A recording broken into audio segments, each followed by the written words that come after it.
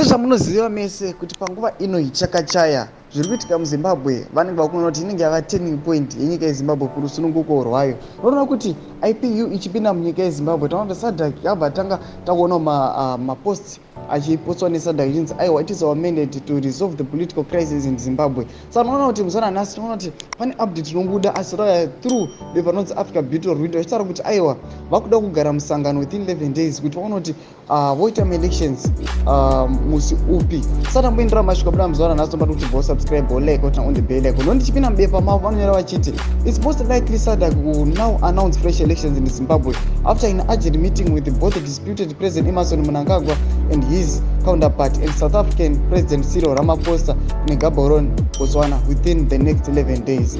The Sadc Executive Secretary, His Excellency Mr. Elias Mpedi Magosi, will meet both President Cyril Ramaphosa and Emmerson Mnangagwa to listen to Mnangagwa's proposal not yet mentioned. Do mashoko anoitaura achiti aiwa within 11 days vagona kugara musangano kuti vagopropose date rekuita fresh elections muZimbabwe.